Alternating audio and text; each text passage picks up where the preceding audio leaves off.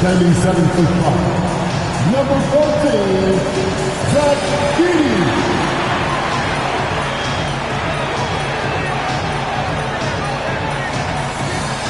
At the small forward position, 6 feet 4 inches, number 5, Vince Williams Jr.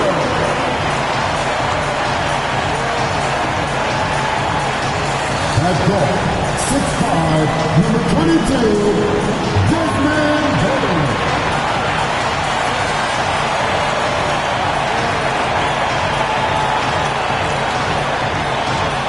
At forward, 6'11", number 13, Jeff Jackson Jr.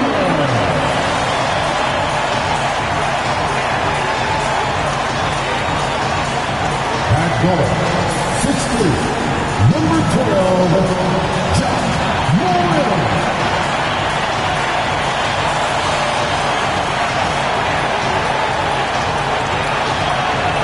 And a good Thursday evening to you. 2K Sports presents the NBA. Kevin Harlan here with you. Joining me tonight, Stan Van Gundy and Greg Anthony. Our buddy David Aldridge is on the sideline getting story. Now the race for Rookie of the Year, and a look here at the top-ranked rookies as they close out their first season in the NBA. A very talented bunch. You take a look at Wells.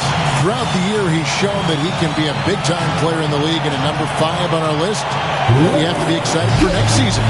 And being inside the top 5 of what is a wonderful rookie class is really quite an accomplishment in and of itself. And knowing how driven he is, he'll only continue to get better. The ceiling is very high for this young guy. And checking out Minnesota's opening lineup, we've got Jaden McDaniels. Thomas is out there with Randall, and it's Rudy Gobert, and it's Conley in at the point. And for the Grizzlies, Morant is the point with Bane out on the wing. Jaren Jackson is out there with Edey, and it's Williams at the 3 spot. All the talk, Greg, leading up to this one has been about the impact of the backcourt. And that's where it all starts. When you have a confident and competent backcourt, it just opens up a lot of things for you offensively. Obviously, Bane has the range for this shot. He's not put off by shooting from the corner. Pass to Randall. Conley kicks to McDaniels. Thomas, a screen on Bane. A nice shot by McDaniels. Matching baskets from the perimeter, an earmark of today's game. Yeah, sometimes you get in a shootout like this, but you just hope that you can get a stop first. Edey, Gobert with the block. And so the ball out of bounds. Gobert touched it last. And we got to take a second look to admire that outstanding block. And an early swat like that can really set the tone. Now the shooters will be feeling his presence.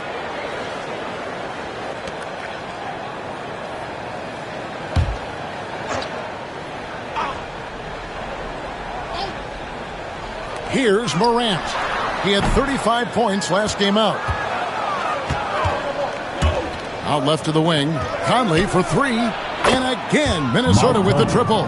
Well, look, Conley's known as a great passer, but he's also a fantastic three-point shooter. With a short break in the action, gives us a chance now to send it over to David Aldridge. Well, Kevin, Coach Taylor Jenkins gave me a few minutes to catch up, and we talked about the bruising big man, Julius Randle. He told me Julius sets the tone for them with his physicality, so we have to try and match that. We can't let him bully his way into the lane and get to his spots. We have to make him uncomfortable. Kevin? Thank you, David. Conley, the pass to Randall. And that one falls, coming off Conley's feet. And how about the touch there inside? And that's where Randall likes to get the ball, and you can see why. Outside Williams.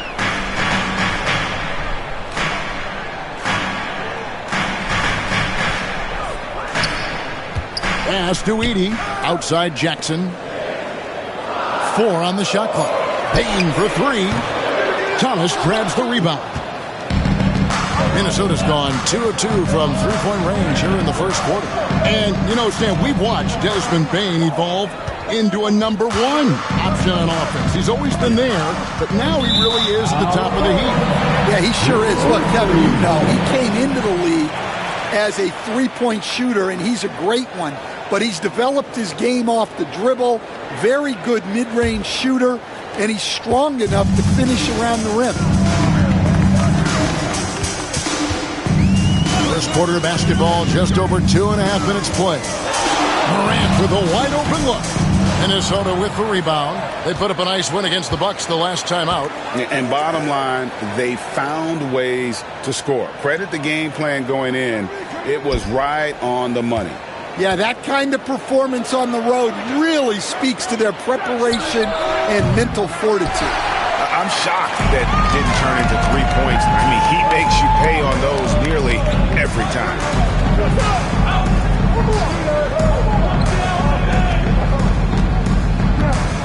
There's a good screen. And it's all evened up.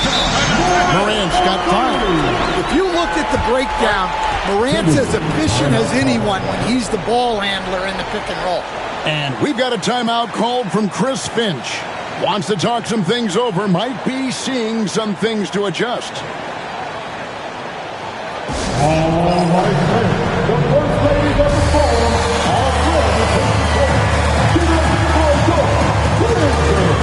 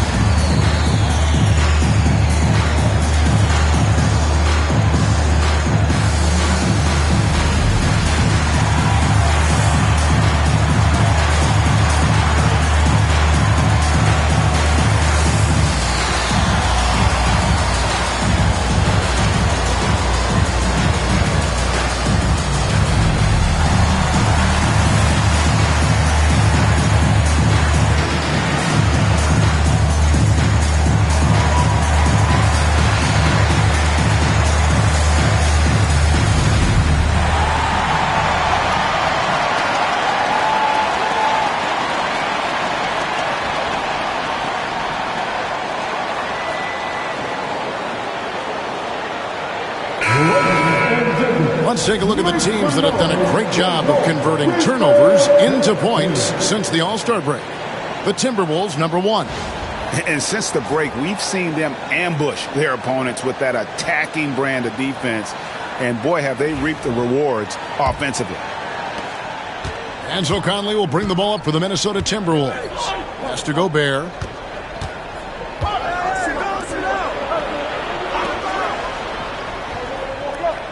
Outside Thomas.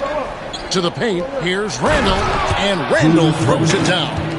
Not enough defense there. Allowing Randall to get that close is a recipe for disaster.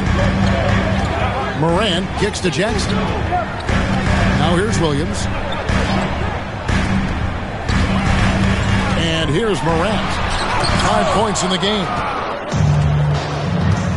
Down low. One-on-one fast break. Thomas dishes to Randall.